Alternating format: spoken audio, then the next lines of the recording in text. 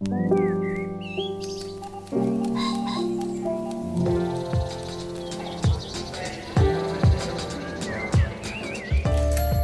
I'm Dana Stevens, and this is the Slate Culture Gabfest, Trump Goes On Down to South Park edition.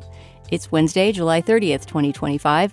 This week we'll be discussing, first off, The Fantastic Four, the new Marvel release that's an attempt to reboot a 1960s comic book franchise that's previously only met with doom at the 21st century box office. Next, we'll discuss KPop Demon Hunters, an animated Netflix movie that pits a trio of supernaturally gifted Korean pop singers against a rival boy band that turns out to be made up of demons in disguise. And finally, the recently released first episode of the 27th season of South Park, a show that has long distinguished itself by its defiant lack of taste, has made headlines by caricaturing Donald Trump as a needy, insecure bobblehead with a minuscule penis and a sexual relationship with Satan. It's an episode whose satire is crude and scabrous even by South Park's notoriously high standard. We'll discuss. I'm joined today by Nitish Pahwa, filling in for Julia Turner. Nitish is a staff writer at Slate, and I'm happy to have him on this week. Hi. Hi. Thanks so much for having me. Yeah, we're here in studio together in New York, and joining us from afar, I think from some enviable vacation spot, is Stephen Metcalf. Steve, where are you? I am in Brooklyn, New York, Dana Stevens. Oh, well, I'm that's enviably enviable. so. Well, actually, in today's weather, it's extremely unenviable, but we're all stuck in that. Abercrombie Kids is bringing the ultimate first day energy back to school. It all starts with on-trend outfits for that front door photo shoot. Plus, the coolest tees, shorts, and jeans to take them through the rest of the year. Get them ready for their close-up. And keep them comfy, too. Make this grade their best one yet. Shop all things back to school, in-store, online, and in the app. At Sierra, discover great deals on top brand workout gear, like high-quality walking shoes, which might lead to another discovery. 40,000 steps, baby. Who's on top now, Karen? You've taken the office step challenge a step too far. Don't worry, though. Sierra also has yoga gear. It might be a good place to find your zen. Discover top brands at unexpectedly low prices. Sierra, let's get moving. All right, well, let's make a show. The Fantastic Four comic book characters were first created in 1961 by Stan Lee and Jack Kirby, the pair who would go on to create two much more high-profile superhero teams together, the X-Men and the Avengers. There have been 4 attempts now to bring this quartet of heroes, astronauts who gain their superpowers from a cosmic ray that they encounter on a space mission, to the big screen. There was an adaptation produced in 1994 by the B-movie legend Roger Corman that was never released for reasons that remain in dispute. Then there was a pair of movies in 2005 and 2007 with a pre-Captain America Chris Evans that were poorly received by critics and did just tepidly okay at the box office. And then in 2015, there was a truly disastrous attempt at another reboot that starred Michael B. Jordan and Miles Teller. Now, this 4th adaptation is directed by Matt Shakman, who is best known for TV. He directed all 9 episodes of the Marvel series WandaVision. In the new Fantastic Four, we meet the foursome a few years after their origin story on an alternate version of Earth called Earth 828 that looks like the Jetsons-era 1960s, but it has hyper-advanced technology. The 4 have become worldwide celebrities for their abilities in fighting evil.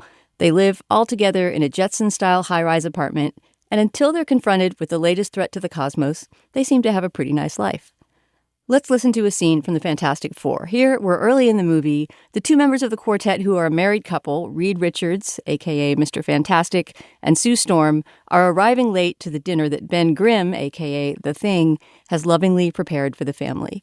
You'll hear the voices of Pedro Pascal as Reed Richards, Vanessa Kirby as Sue Storm, Evan Moss-Bachrach as Ben Grimm, and Joseph Quinn as Johnny Storm, a.k.a. the Human Torch. What do you mean? What do you mean, what do I mean? You're late for dinner. Oh, yes, we are. We're late by for a dinner. single minute. Yes, we were just... I had to put some aloe iodine on my to shoulder. I do his shoulder. And... Why is that breakfast cereal on the dinner table? Why are you being weird? We're not being weird. Well, I'm doing that weird thing with your face. Oh, we don't know what you're talking about. Are you pregnant? Yeah, we're pregnant. Yes. How do you know that? Have you looked at your husband's face? I know, he just cannot keep a secret. What? Really? Yeah. What? You are gonna be The best mom! Oh my God. You are gonna be the best dad. Just kidding. You are out of your depth. But we're gonna be the best uncles ever. Nitish, the Fantastic Four performed a little better than projected at the box office over the weekend. It pushed another superhero movie, the recent Superman, off the first place slot for the first time since it opened a few weeks ago. I didn't really know what to make of this Fantastic Four going in, not having a real sense of the property beforehand. I don't know if you did. I will go ahead and lay my cards on the table and say I did not like this movie, and I don't get why it's getting the warm reception it did, but I'm happy to be convinced otherwise. What do you think? I definitely love Fantastic Four. I love the old comics and the old animated series. However, I've never actually seen a Fantastic Four movie because I heard all of them were trash, and I just didn't want to bother with that. But then, of course, for this, I went to this movie and I revisited the old ones as well. And yeah, I was pretty cool on this one. I would say it's the best Fantastic Four movie we've had so far, but that's a very low bar. The 2005 and 2015 movies are still awful. And this is at least fun, sort of like Superman. It kind of retains a bit of the old school comic book style where it is very fun. It is very, vintage aesthetic. I think, fitting for the WandaVision guy.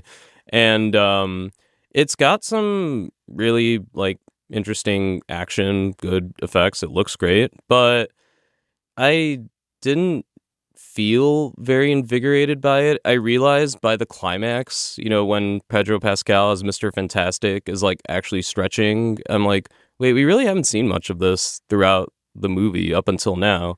It seemed to lose the heart of what I really enjoy about the Fantastic Four, which is that it's just a ridiculous group of superheroes doing everything they can to take on a ridiculous villain. And it seemed like they were trying to balance the more serious, I guess, contours of the story with the more fantastic elements of it, if you will. Yeah, I mean, to me, the proximity of this movie's release to that of the last Superman just aesthetically really counts against it. I think it may have helped it at the box office because people just were maybe more welcoming to the idea of a new superhero movie, but it really throws into relief how flimsily plotted this movie is. Steve, I want to hear from you on this one as well. I know that, like me, you're somebody who's feeling a fair degree of Marvel burnout, and this is Marvel's kind of attempt to get people involved in a brand new set of characters. One thing I will say for this movie is that it doesn't require any viewing of any previous Marvel movie, right? I mean, it does start a new slate. But Steve, what was your take on this one? I quite liked this movie. I went in with incredibly low expectations and some background with the material. First of all, I just like the idea that it's a clever mashup of a kind of alt-universe futurism. It doesn't really take place in our universe, but in other respects, it totally does. They're familiar brand names from my childhood, signposting, some weird crossover to our world, like 7-Up signs and stuff that's mostly kind of got a vintage feeling to it now. But it's a funny mix of it's exactly what a comic book that was invented in 1961 and then had its heyday for the next 10 or so years would be like. In one sense, it's mid-century modernism of the 50s, which that kind of hopeful futurism of the 1950s, the TWA terminal with its swoopy forms and TV sets that are self-consciously designed to look futuristic. I mean, that may be more like the early 60s. But as it bleeds into the period where the comic book was most popular, the early 70s, brands and the urban landscapes of New York really look like kind of the 60s, but bleeding into the 70s. All of this is my childhood, so it worked for me on a nostalgic level. But way more than that. Here's what I loved about the movie. Well, loved is maybe a little strong. Quite liked and admired about the movie. Initially, there's an emotional hook in the movie that's kind of quite real in a way. They struggled to have a baby. Now she's pregnant. That actually is the through line of the movie. If you really look at it, it's her pregnancy, the arrival of the child, which happens under remarkable circumstances and turns incredibly what would in another movie be a rote set piece, Marvel set piece, into something kind of unique and new. And also, Pedro Pascal has a proper use here. This is the summer of Pedro Pascal. He's sort of in everything people are joking about. So this kind of extraordinary burden falls to him along with actors like Paul Mescal and Timothée Chalamet, i.e. male actors who've broken big in the last 5 or so years, to sort of carry screen male identity into a new age when people don't want, by and large, cishet white male saviors. And so it's no coincidence that these actors, when they get used just exactly right, are astonishing. And here Pascal is perfect, right? Like, he's the head of a nuclear family. Like, he's an astronaut. He's a physicist. He's these things that likability and non-assholeness can be poured into without invoking a darker aspect of like traditional screen male heroism. And very quickly, I'll wrap up. I mean, among the other things I like, I think it's a well-paced movie. I thought the design is incredibly thoughtful and consistent and purposeful throughout. It's not just a weird add-on. The melancholy of being trapped in superhero form, which we've seen various versions of, like the Avengers are saturated with it. It's lightly applied, but actually very deftly applied here with the Thing, Ben Grimm. Like, he's this grotesque geologic, extrusion, and he hates his catchphrase, even though everyone wants him to say it. And so it's just funny and lightly applied. It's like Guardians of the Galaxy. Like, when I look at the 2 superhero movies I've liked most from Marvel, by far they're Guardians of the Galaxy and Iron Man. And I think they had actual wit, not just this kind of, juvenile self capacity for boundless self amusement that the worst ones fall into. I really liked the whole movie, but Dana, I want to hear more about like what was unsuccessful for, like, the trolley problem aspect of it. None of that really landed with you, I take it. Yeah, I mean, what you articulated, Steve, is exactly the experience I wanted to have, went in hoping and willing to have, liking the casting, feeling, like I said, that Superman had redisposed me toward, like, fine, I will consider these movies, especially if they're under 2 hours, as this movie mercifully is. And wanted to have the exact experience you described of, like, look, here's a warm and fuzzy sort of domestic comedy turned superhero movie, which is certainly how this movie wants to position itself. The only problem is the script just doesn't get it there. I mean, I think a phrase I used in my review is hand waving. Like, the entire plot construction seemed very hand waving, like something will happen and then they'll save the cosmos. And to me, to get to the trolley problem question, Steve, the moral dilemma at the heart of the story, right, which we haven't really talked about, is that the conflict arises when this Galactus, right, God from space, very big guy, giant creature who looks sort of weirdly Aztec in his headdress. But I don't know what Galactus's backstory is, but he's very hungry. That's all we know about him. He's insatiably hungry. They do a good job, I think, visually replicating him the way that, like, in a more modern form from, like, how he appears in, like, the old comics and series. He's like, cool looking. I'll give him that. But I just that conflict to me was very sketchily drawn. Like, guy wants to eat world. Okay, we can all agree that's a bad thing. But then his hunger gets extremely fixated on Franklin, who's the baby, the newborn baby born in space, in a scene that I did not find at all convincing. Oh, yeah. You mentioned this in your review. Well, I remember. Just that it's just so clearly written by 4 guys, like, I'm giving birth in a spaceship in anti-gravity conditions. That raises so many questions that are not addressed. But just in general, I would say that the maternity fulcrum that this whole movie turns on, right, which is like superhero couple becomes parents, and then suddenly, understandably, like, this is kind of an interesting setup, like, their baby becomes the center of the universe for them. But what if that baby also becomes, for some reason, the object of fixation of this space monster? So Galactus basically wants to make this deal, this terrible deal, where he will take the baby in exchange for the Earth, right? And the entire Earth, the population of the entire Earth, who's characterized in this movie as, like, the people, right? They're like one mass of people that have one opinion at a time about the Fantastic Four that shifts between, 100% support and 100% hatred. So the population of the world becomes aware of the fact that if they sacrifice their baby, the world could be saved, right? But of course, Sue Storm isn't willing to do it. That in itself is an interesting moral dilemma, but the way it's handled, I feel like, first of all, is kind of sexist, because Sue Storm doesn't get to be anything except a mother. There's not a moment where she's sort of a moral actor saying, like, God, I'm in this terrible position. I don't know, I know what I want to do and what feels like the only thing to do, but is it the right thing, right? Reed Richards, the father, the Pedro Pascal character, does briefly consider that, there could be another answer to the trolley problem question, but he's immediately shut down by his wife and I think by the audience as well. We're supposed to totally foreclose that possibility, which just makes the movie much more boring. It's just all about like, how do we protect this infant from this giant space god? I won't spoil it, but the actual plans they come up with for how to solve this problem are like the dumbest plans you could possibly imagine, even within like the logic of the superhero cosmos. Like, the story is very silly, but I guess that's not unusual for a superhero movie.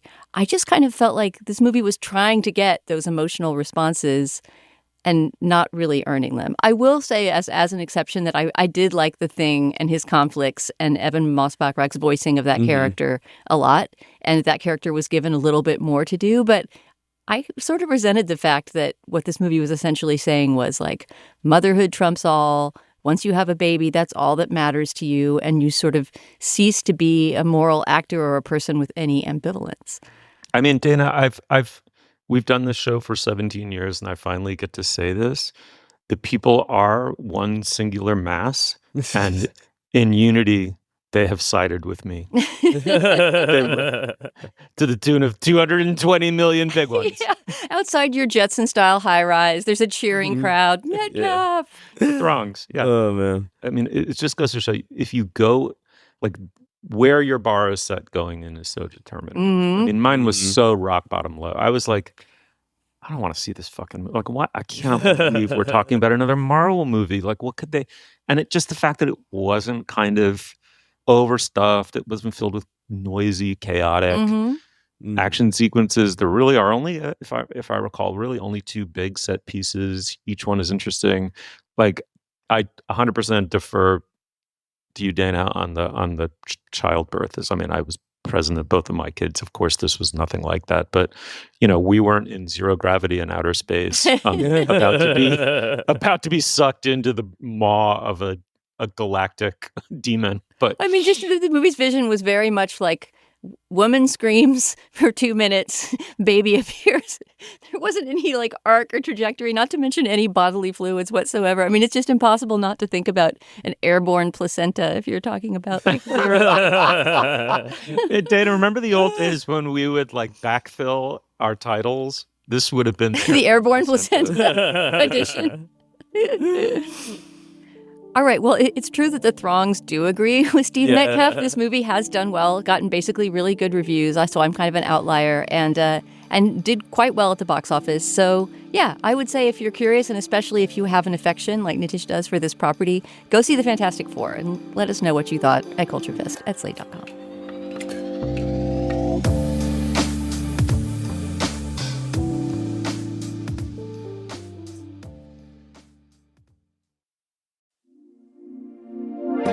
This podcast is brought to you by Progressive Insurance. Do you ever think about switching insurance companies to see if you could save some cash? Progressive makes it easy. Just drop in some details about yourself and see if you're eligible to save money when you bundle your home and auto policies. The process only takes minutes, and it could mean hundreds more in your pocket. Visit Progressive.com after this episode to see if you could save. Progressive Casualty Insurance Company and Affiliates. Potential savings will vary. Not available in all states.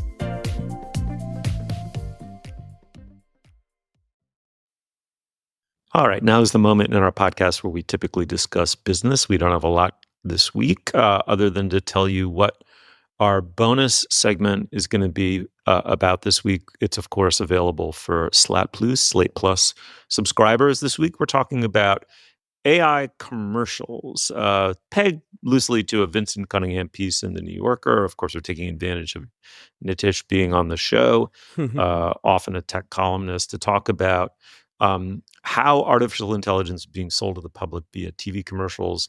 Check out our bonus segment. As always, I can't emphasize this enough. You guys really help us keep this show going and thriving. If you're not a Slate Plus member yet, you can sign up at slate.com/cultureplus. When you're a member, you will get ad-free podcasts and bonus content like the segment Steve just described, which lots of other shows have as well.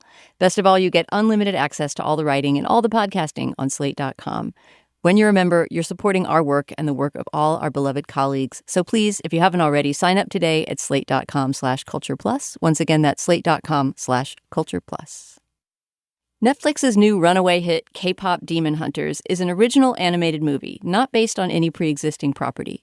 It comes from Sony Pictures Animation, the studio that brought us Spider-Man Into the Spider-Verse, and it shares some of that movie's visual punch and its clever reworking of familiar genre tropes. The story involves a South Korean girl group called Huntrix that is actually the latest incarnation of an ancient tradition of demon hunting songstresses. With every generation, this group reappears singing a different genre of music, and in between concerts, they battle the evil spirits that periodically emerge from the underworld to feed on human souls. It's a conceit that could come straight out of Buffy the Vampire Slayer, but with a K-pop angle. The movie's conflict arises when the dominance of Huntrix on the pop charts and in their fans' hearts is threatened by the rise of a dreamy new boy band called the Saja Boys, teen heartthrobs who, it turns out, are actually demons in disguise. The directors of the film are Maggie Kang and Chris Appelhans. Let's listen to a clip from an early scene. Here, the girls are on a plane on their way to a big concert when they realize that the plane's crew are all demons in disguise. You'll hear the voices of Arden Cho as Rumi, Mei Hong as Mira, and Ji Young Yu as Zoe. Excuse me. Please take your seat. Yeah, we don't have time. You're a demon, right? Oh, what do you mean? You're smiling all weird, watering plants with coffee, and those guys? Come on. Oh, we were just... Oh, look! Patterns. Oh, these? These are just... The rest of you can come out. We're in a hurry. Oh, you got the patterns. Now you gotta die. The only ones dying tonight are your... I said, the only ones dying tonight are your... I'm sorry. What? Your fans! We're gonna eat your fans! Whoa. No, thank you. No. Not our fans. When you mess with our fans... We need to make it hurt. For this segment, we are joined by Euny Hong, author of The Birth of Korean Cool, How One Nation is Conquering the World Through Pop Culture.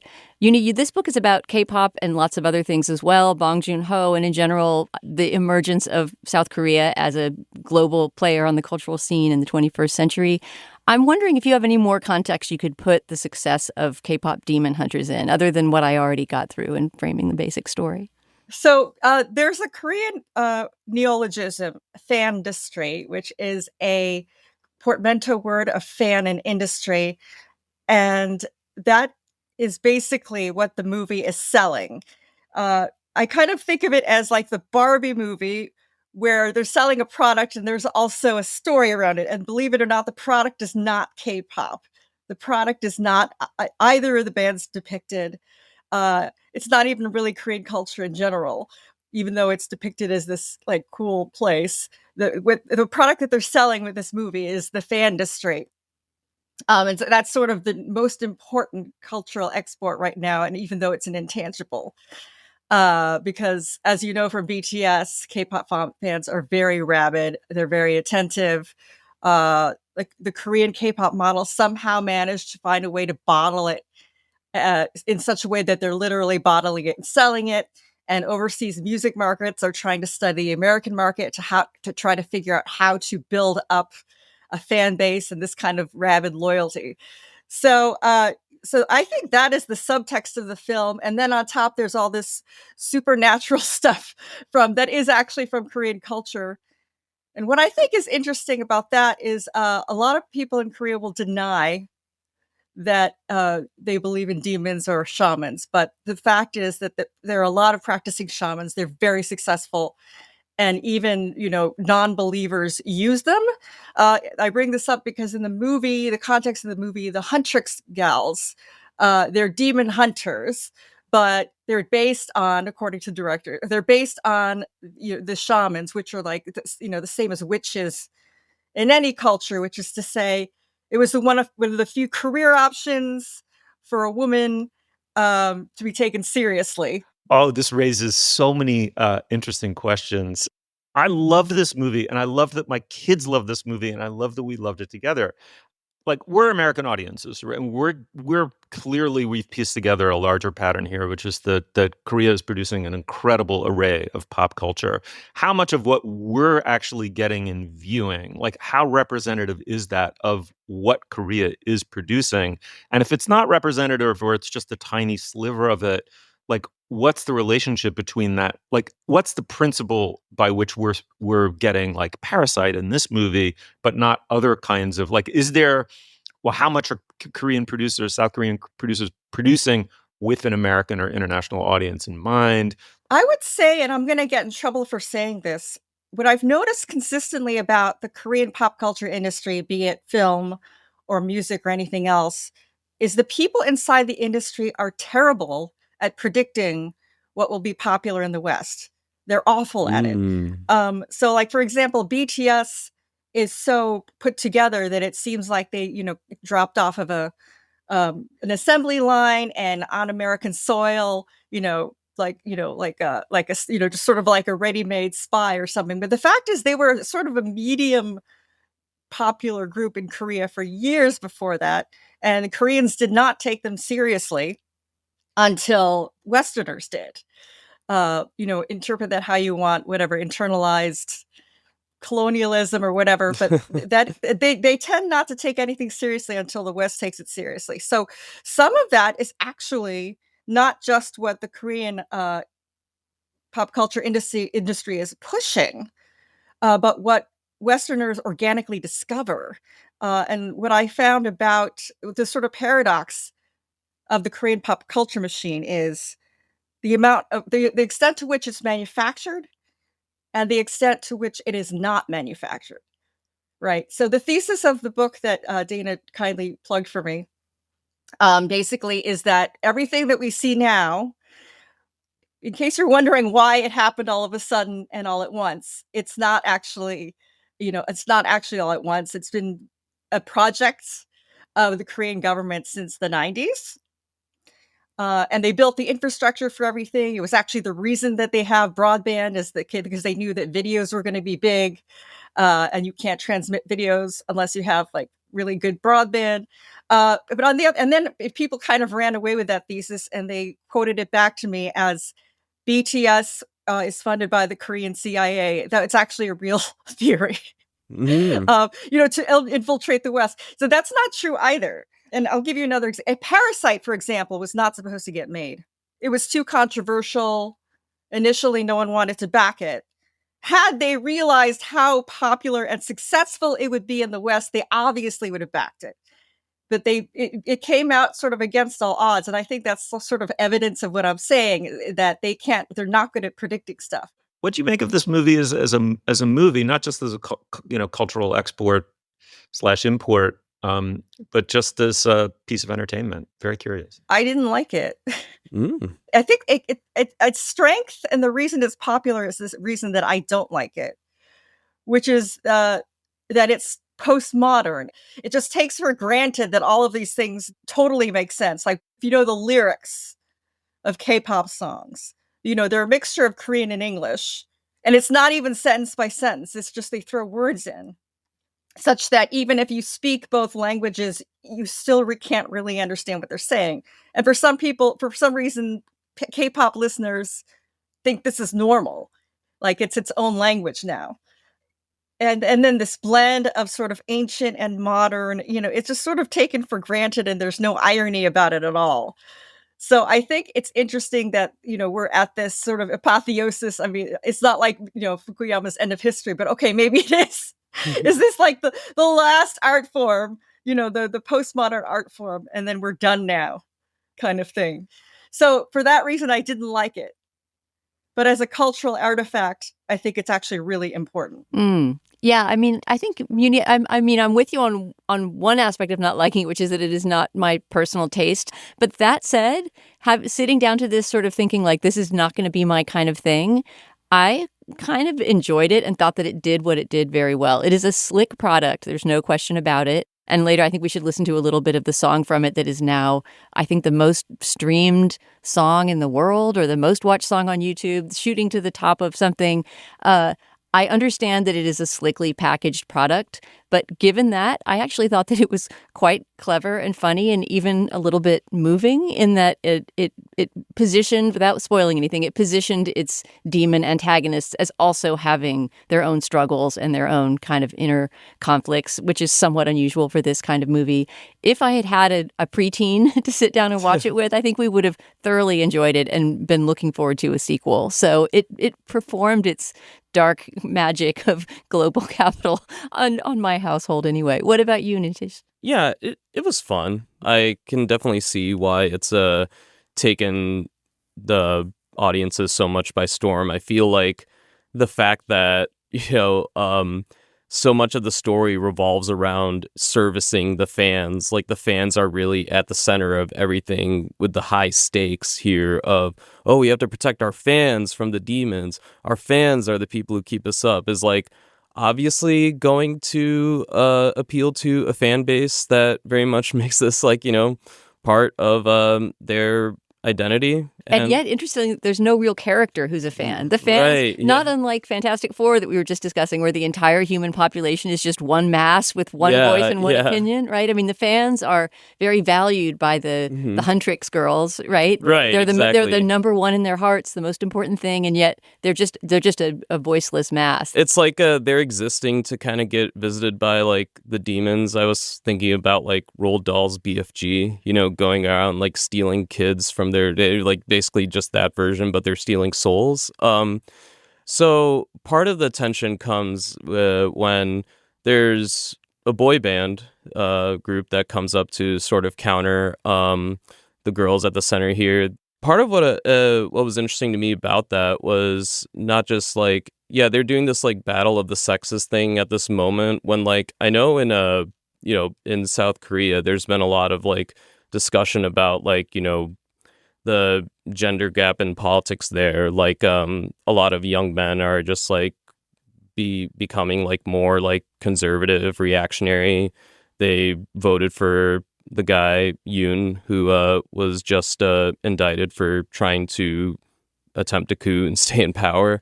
And I wondered if this movie was trying to like address that a little bit with this setup, or am I overthinking? Am I overreading it? No, I think that's bang on, actually. Gender relations in Korea are very paradoxical and complicated, probably as a result of sort of going from a poor country to a rich country very quickly. Mm-hmm. And the social mores haven't caught up in time. Korean women are basically the most educated women in the OECD in terms of like having tertiary degrees. In other words, PhDs or whatever.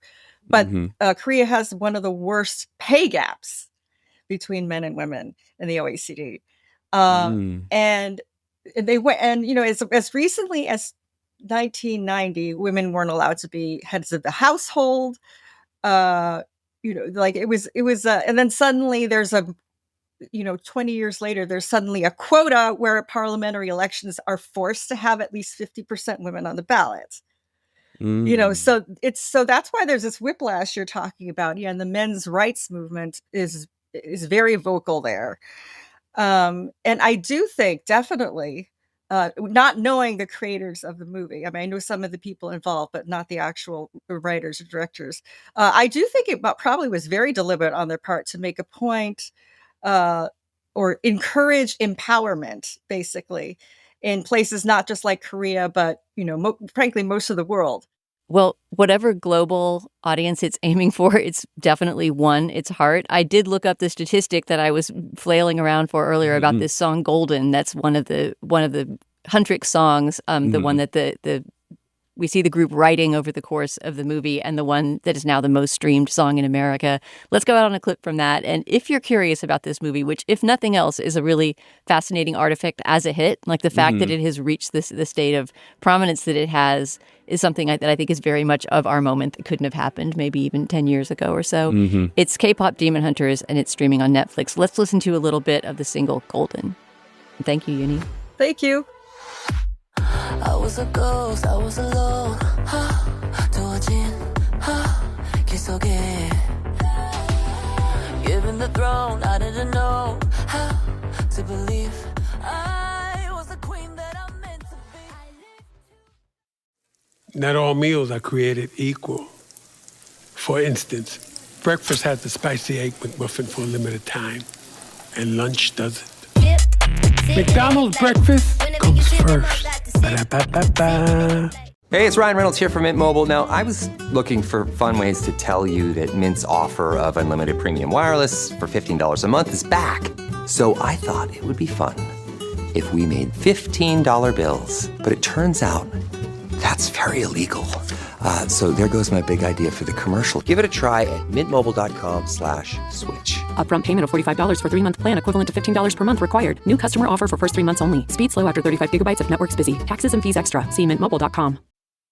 You don't need to be a South Park fan or even a regular viewer of the show to be aware of the place this animated sitcom from creators Trey Parker and Matt Stone occupies in the TV satire landscape. Since its premiere in 1997, this cartoon has positioned itself as an equal opportunity offender, eager to skewer liberal pieties as much as it does right-wing hypocrisy. If South Park occupies any place on the political spectrum, it's probably libertarian, though Parker and Stone themselves have denied any affiliation other than a vague desire to always play devil's advocate to every position. The season premiere of South Park's 27th season, Sermon on the Mount, came out last week, the same week that Parker and Stone signed a $1.5 billion streaming deal with Paramount for the streaming rights to the show and the commitment to make 10 new episodes per year for the next 5 years. Sermon on the Mount has been the subject of a lot of discussion since it came out. It makes Donald Trump a character on the show for the first time. In previous episodes when Trump was satirized, it was indirectly through a Trump-esque character named Mr. Garrison, a teacher at the elementary school where the show's foul-mouthed fourth-grade protagonists go. But in this new episode, Trump himself becomes a character, animated in the same style Saddam Hussein was in the 1995 South Park movie. Rather than a crudely drawn, round-headed blob, Trump is represented by a photographic reproduction of the president's actual head atop a stubby body with a frequently displayed micro-penis. We will talk about what happens in the episode after we've listened to a clip. Cartman, the beloved, I don't know what you'd call him, the foul-mouthed id of the South Park boys, pulls aside his classmate Butters to complain about the fact that in Cartman's view, woke is dead, giving him nothing left to skewer. Butters! Ah! Butters, get over here! What did I tell you, man? This shit is whack! PC principal? If he's changed, then there's no hope! I think I know what's happening. I think woke is dead. Woke is dead? It's dead, Butters! It's gone! You can just stay retarded now, nobody cares! Everyone hates the Jews, everyone's fine with using gay slurs. Oh, well that's not good. No, it's terrible! 'Cause now I don't know what I'm supposed to do. And so Cartman wanders away sadly, his sole purpose in life having been made devoid of all meaning. All right, Steve, I think we've talked about South Park on this show before. At least I'm sure it's come up in the context of other conversations about other things because it is just such a satirical constant on the TV landscape. You don't have to go into your entire history with the show, but I'm curious, hearing that South Park had a new and controversial episode that cast Donald Trump as a character, how did you go in? In what frame of mind did you go in to watch it? No, it's a great question. I mean, I have such a short history with South Park. I can actually offer it up. I have like a fuddy-duddies version of impiety, right? Like I came of age during the great age of impiety when it still really meant something according to exactly the logic of this episode, right? It's like the world was still run by self-serious adults like Walter Cronkite and Eric Sevareid and like Robert McNamara. I mean, people who were, some of them worthy, some of them were unworthy. But if you were juvenile in the face of them, there was an actual rebellious spirit to it. So my childhood coincided with the rise of Monty Python and SNL. These were my godheads, like my lodestars for juvenile idiocy, having a kind of a serious anti-establishment verve to it, because the adult world was self-evidently corrupt after Watergate and Vietnam. Like all these things made a kind of sense. And so the weird thing for me was watching as impiety became the mainstream and almost like a kind of religion of authenticity or something, to the point where we've now come out on the other end and the most impious juvenile morons now run the world, at which point, in fact, South Park really finally I don't like South Park. I mean, it just doesn't amuse me. Like The Simpsons to me is in the lineage of Python and SNL, and the impiety of them was like incredibly well earned and precisely directed, whereas South Park was just funny and libertarian and juvenile. And the insight was that foul-mouthed fourth graders see through the adult world in a way that we might want to pay attention to. And it was sort of funny. I watched a couple episodes here and there. Never did I attach to it. But they have come out the other end with a real insight in this episode that impiety is the public religion. We're getting fucked because of it, and that this takes away their mission in some sense. And so there's this funny kind of weird doleful thing in this episode, actually quite funny, where suicide, I understand, is never funny, but the funny thing is these kids are trying to asphyxiate themselves in an electric car and can't figure it out. Like that's it's like weirdly kind of apt in some sense. But then the depiction of Trump is like magnificently like it's enraged. It's like shoving in people's face that this repulsive, like not just inadequate, like George Bush was inadequate, right? Like and should never have been president. This is something else entirely. This person is spiritually and physically malformed to the most extreme degree, and his macho posturing is covering up in their telling not just the micro penis, but a total absence of any masculine virtue whatsoever. Like the anger of this episode is wonderful, and then the real punchline of the episode, I think people have mistaken. It's the final ad is weirdly revolting and kind of lands in a funny way, but then it ends with, the religious ads that they show at the Super Bowl, right? Like it's something like Jesus, he gets us, he gets all of us, or whatever. It says Trump, he gets us. And it's like, that's exactly right. Trump understood this phenomenon at some lizard brain level. He understood that adulthood was dead, right? Piety was dead, adulthood was dead, virtue was dead. It was already fucking dead. And that was what he exploited. And I thought this was like a weirdly apt piece of satire, but I'm fascinated to hear what you guys think. Yeah, Tish, did you laugh? I mean, I have to say that the part that Steve is mentioning, which is an ad that South Park within the fiction of the show is contractually obligated to make, right? Because part of what this episode is satirizing is the kowtowing of institutions before Trump. So the Colbert Report is mentioned, very timely, which just happened a week before this episode was made. But South Park is known for kind of being on top of things in that way. Oh, yeah. And very quickly. And there's this idea that news anchors are afraid to say anything bad about Trump that's played upon. So the episode ends with the city of South Park agrees that they will produce these PSAs in favor of Trump. So the final thing that we see is this sort of like naked, non-animated, but I guess AI-generated naked Trump crawling through the desert, his micro penis on full view. And it is so disgusting and cruel and hilarious. It's a moment when I feel like that tone, that juvenile, crude tone of South Park just completely lands as satire, if only because you can just imagine how humiliating it is for Trump for that to be out there. And I wonder if you, like me, laughed at that. Yeah, absolutely. That ad at the end and the electric car scene, Steve, I found both those really funny. They stood out to me as well. But I, like many high schoolers in suburban Michigan, I loved the show and I watched it a lot back in the day. And I thought it was just really funny, really insightful. It was like a sort of like a voicing of like a more cynical or more nihilistic politics, kind of like after the Iraq War and the financial crisis and so on.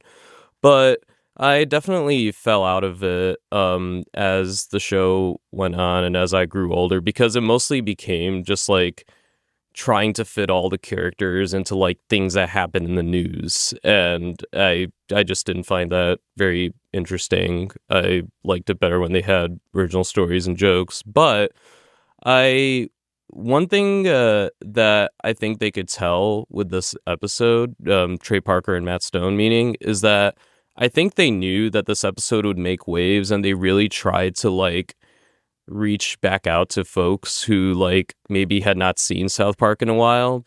They had a lot of Easter eggs from the past. So the Donald Trump animation is, it's a lot like the way they used to portray Saddam Hussein, with his a real photograph of his face and talking with that strange little animated style there. And Saddam Hussein was also in a relationship with a more downcast Satan. But I note that Saddam was more like the top, right? It was sort of a sadomasochistic relationship, and he was the bad guy, the guy that the devil was scared of. Whereas Donald Trump is essentially begging Satan to have sex with him, and Satan refuses. Right? Yeah. No, that's a great point. Hey, Satan! I don't want to right now.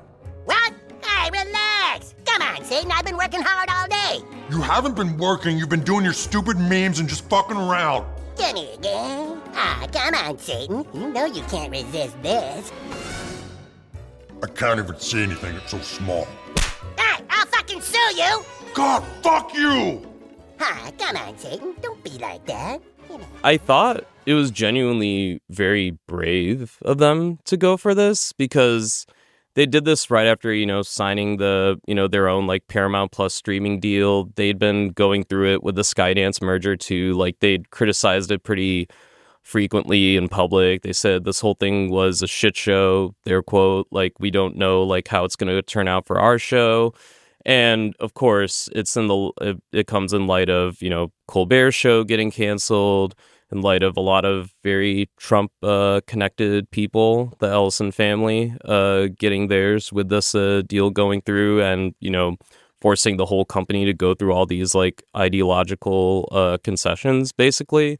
So for them to just like take the check and then just like go out guns bursting like this, I think is really, really admirable. I think it captured the spirit of the moment very well. And I think it's like one of the first like really good pieces of resistance art in this Trump term, if you will, because it doesn't back down from being crass and like sort of like juvenile as South Park always is.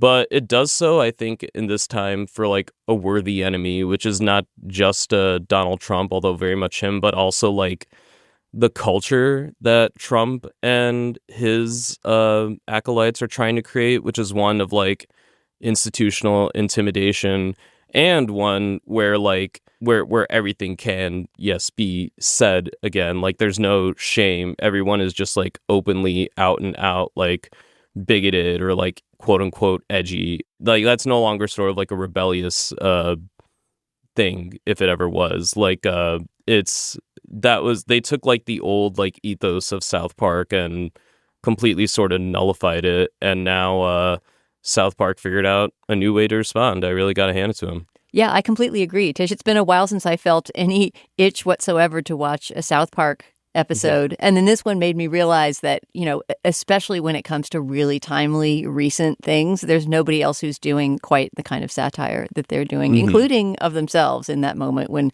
Cartman is dejected because there's nothing left to mock.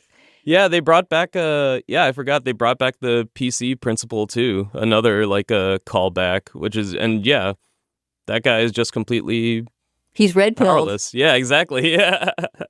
One thing I'd say quickly before we go is that it just totally breaks down this dichotomy between impiety is right-wing, inherently right-wing or libertarian, and is aimed at the dominant piety, which is, liberalism or wokeism or whatever. It totally crumbles at the hand of the South Park guys and the South Park fourth graders. It's just not, that is not at all the operating, dichotomy of that show when it takes on Trump. So it's, in that sense, it's a valuable political weapon. All right. Well, if you get Comedy Central, you can easily watch the latest first episode of the 27th season, Sermon on the Mount. If you do watch it and you have any thoughts, email us. If you haven't canceled your Paramount Plus subscription in protest, that is. As I actually did a month or so ago when they tried to bribe Trump. So I had to go scrambling for somebody to give me their password. Yeah. I mean, my own advice would be watch it and then cancel your Paramount.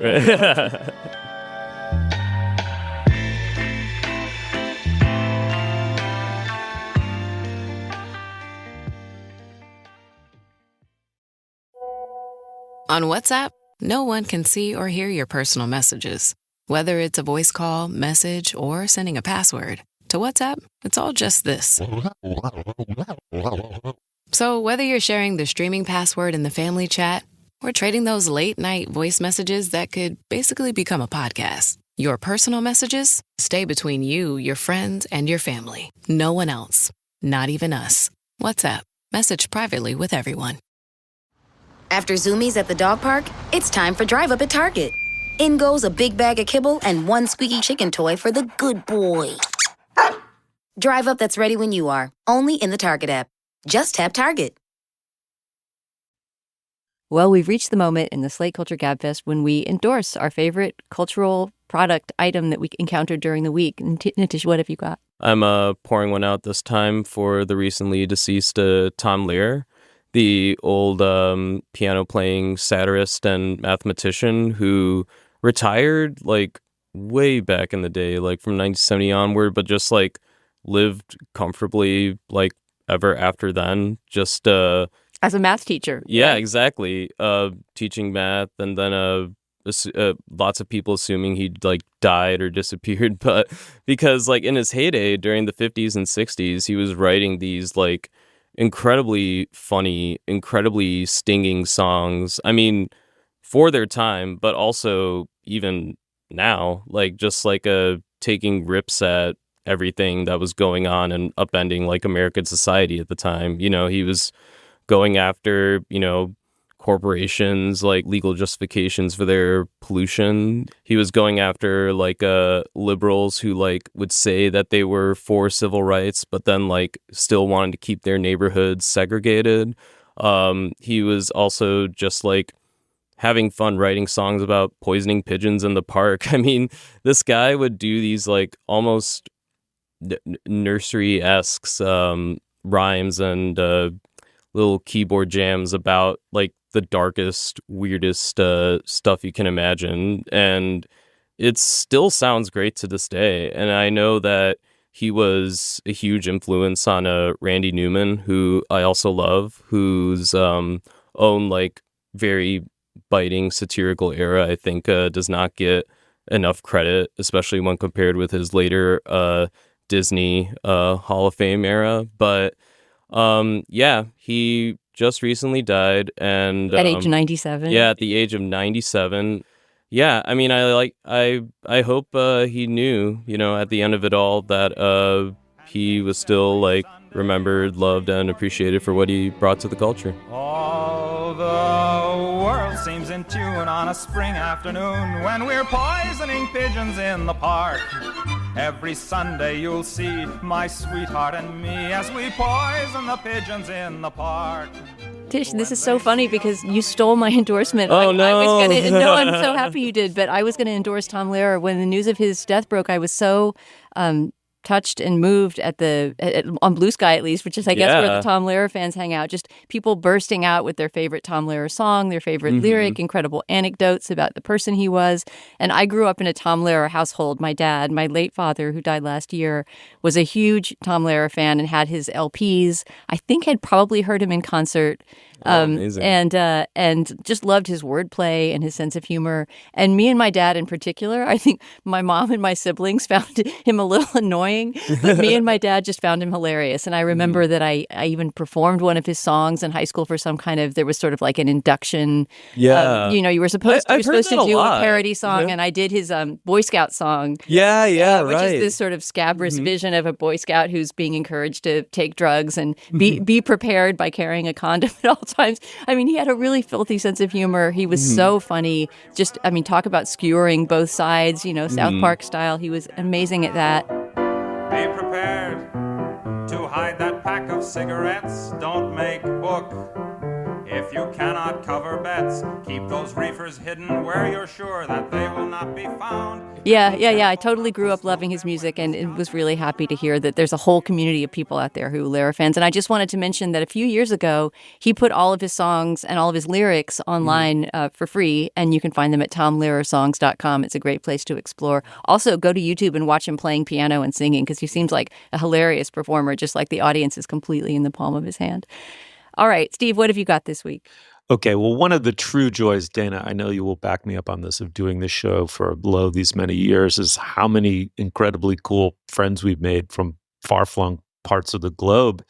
One of the coolest and far-flungiest was Glenn, our anthropologist friend who lives in the Amazonian jungle, often among the Kayapo Indians, and who has listened to us all along to sort of keep in touch with American culture and pop culture.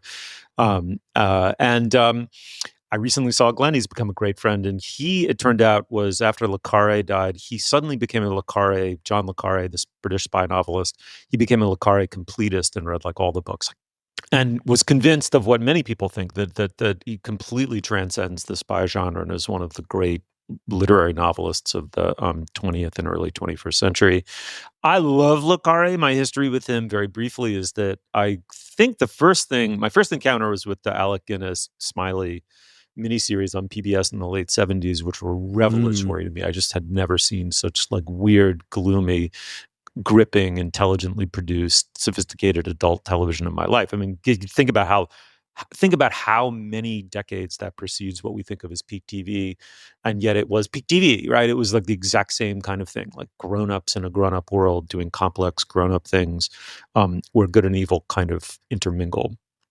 It was a commentary on the Cold War as well. And so I read those books, understood that Le Carré was a master stylist and a brilliant writer. I kind of dropped Le Carré foolishly. I don't know why. Why if I loved this?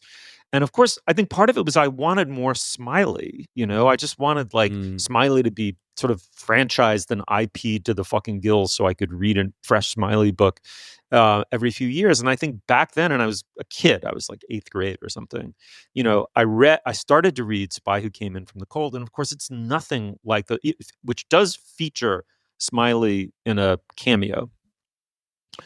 And I started reading it for that reason, couldn't get into it at all. Like completely different literary style, or substantially different literary style. I think it was a very early book by Le Carré. He hadn't sort of fully developed his voice. Smiley was nowhere to be found over the first few pages. Set it aside, only to pick it up last week. It is so fucking amazing. Thank you, Glenn. Le Carré is doing something different in that book, which you feel from page 1, which is there are no physical descriptions. There's just some dialogue and like minimal scene setting. And you're immediately thrust into a super dramatic, incredibly tense situation in which the personalities of each person speaking. And you're like, how do you do that? Like, where is it? I can't find those words on the page, but the feeling and the affect in the scene is already vividly inside me. That is a kind of genius maybe in 8th grade I couldn't appreciate, but I can now. As with Bolaño, I do not claim that I've finished the book. I've only cracked it. I'm fewer than 50 pages into it and completely into it. But this is a journey, fellow Gabfesters, that we're on together. So those of you who've read it or and want to write in as you did with Bolaño and say, stick with it, it gets better and better. I'd love to hear from you. For those who haven't, maybe you pick it up now and we will discuss as we go. This is a short one. Unlike Bolaño, it's not going to take me a month or 6 weeks to get through. I'll be done soon. But so far, so fucking incredibly deliciously good. Love Le Carré. Love Spy Who Came In From the Cold so far. All right. Well, I guess me this week, since Tish stole my my endorsement, but I'm very grateful that he did because we got to have a nice Tom Lehrer conversation. I'm scrambling, but I think what I'm going to do is go to the Summer Strut list. So as listeners may know, Summer Strut is upcoming. We've now compiled our listener list. We've listened all the way through it. We've sent Chris Molanphy our subset lists of favorites. And later this week, we'll be recording the Strut episode. It'll come out next week. One of my rules in selecting for my short list on Summer Strut is I can't put on a song that I already know. Like if a song comes on, no matter how much I love it, if I can immediately say, oh, that's X artist doing X song, I know that recording, then I can't put it on my short list. And as a result, I have an extra song that I already knew and loved, but that was so fun to rediscover on the list. People are always sending Brazilian songs because they know that I'm a huge Brazilian music fan, especially kind of classic Brazilian tropicalismo music from the 60s, 70s, 80s.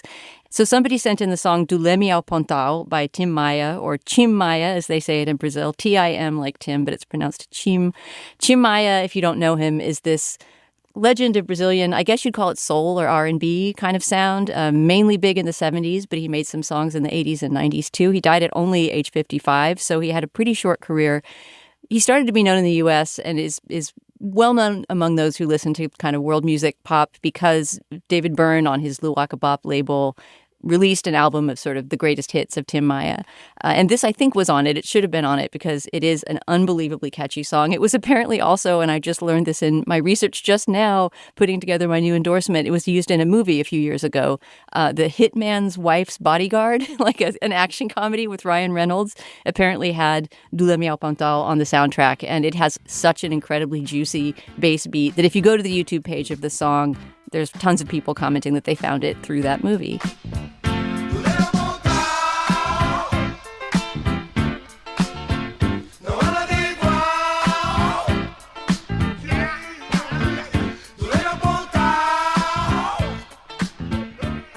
that was on my extended short list, but didn't make my short list. I love that cut. Isn't it insanely catchy? It's so simple, just the same lyric repeated over and over. If you don't know Portuguese, the lyric is basically just names of beaches in Rio. Timayo is a carioca. He's from Rio, and he's just going through the geography of Rio de Janeiro, saying this beach, that beach. There's nothing like it. It's like a summer party song, perfect for the summer strut list.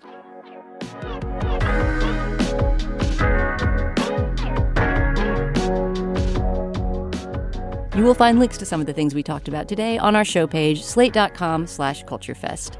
You can also drop us an email at culturefest@slate.com. Our producer is Benjamin Frisch. Our production assistant is Daniel Hirsch. And the composer of our theme music is Nicholas Bertel. The executive producer of Slate Podcasts is Mia Lobel. For Stephen Metcalf and Nitish Pahwa, I'm Dana Stevens saying thanks so much for being a listener. We'll talk to you all again next week.